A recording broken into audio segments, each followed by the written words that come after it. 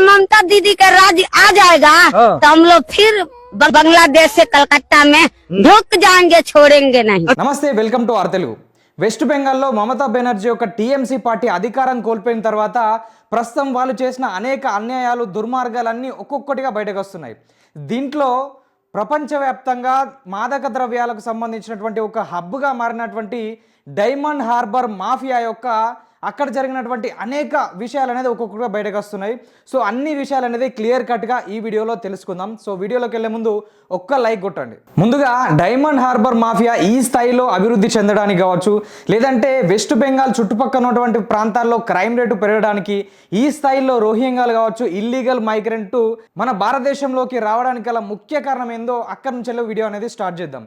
So ఇప్పుడు BSF జవాన్లు కావచ్చు, లేదంటే పత్రికేయులు కావచ్చు, ఇక్కడ నుంచి వెళుతున్నటువంటి బంగ్లాదేశీలను వాళ్ళ దగ్గర మైక్ పెట్టి అడిగితే వాళ్ళు చెప్తున్న విషయం ఏంది? సో మాకు టీఎంసీ కార్యకర్తలు, టీఎంసీ నాయకులే వాళ్ళు పిలిపించి మరి మాకు ఆధార్ కార్డులు ఇచ్చారు, ఓటర్ ఐడీలు ఇచ్చారు. ఆధార్ కార్డుకు 10,000, ఓటర్ ఐడికి 5,000 చొప్పున వసూలు చేసి మరి వాళ్ళు పిలిపించుకొని వాళ్ళే ఆశ్రయం ఇచ్చారు.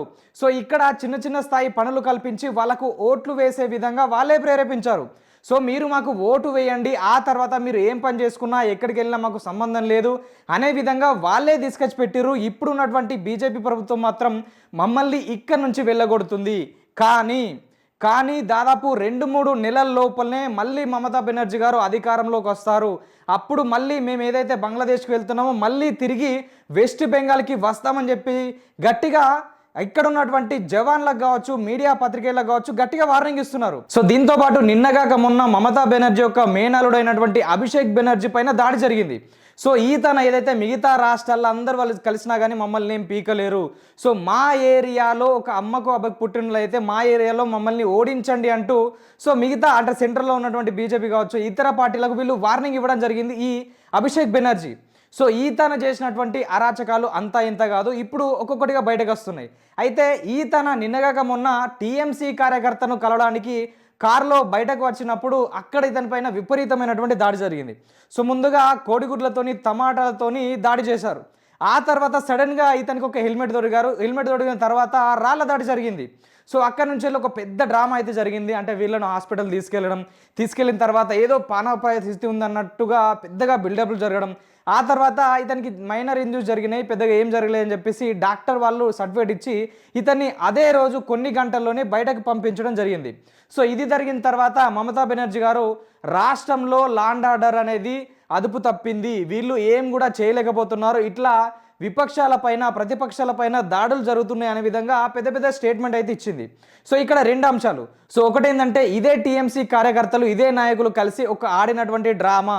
సో అప్పటి వరకు టమాటాలు ఇసిన తర్వాత సడన్గా ఎందుకు హెల్మెట్ ఎవరు ఇచ్చారు, హెల్మెట్ ఇచ్చిన తర్వాతనే రాళ్లతో ఎందుకు కొట్టారు, సో అంత స్థాయిలో దెబ్బలు జరగలేదు కదా, అంటే కావాలని ఇప్పుడు వచ్చినటువంటి ప్రభుత్వాన్ని బదనం చేయడానికి మాత్రమే ఇది చేసినటువంటి ఒక డ్రామా టీఎంసీ వాళ్ళదే అని బీజేపీ వాళ్ళు అంటున్నారు.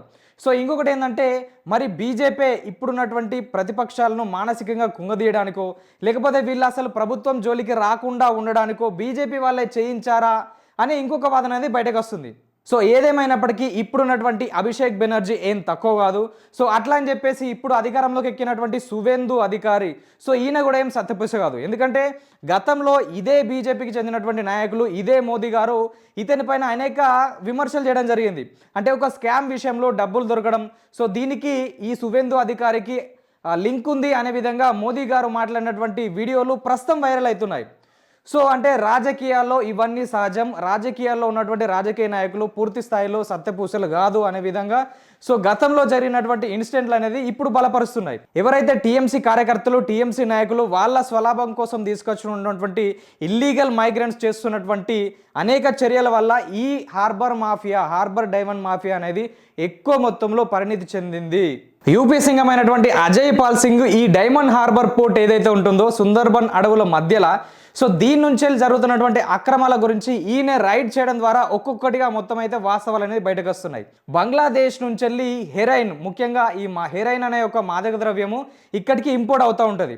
గతంలో ఉన్నటువంటి టీఎంసీ కార్యకర్తలు కావచ్చు, నాయకులు కావచ్చు, ఇక్కడికి ట్రాన్స్పోర్ట్ అవుతున్నప్పుడు వాళ్ళు మన వాళ్ళే విడిచిపెట్టండి అనే విధంగా వీళ్ళు సైగలు చేయడం. ఆ తర్వాత బంగ్లాదేశ్ నుంచి వెళ్ళి ఈ హెరాయిన్ అనే మాదక ద్రవ్యం ఇక్కడికి ఇంపోర్ట్ అవ్వడం.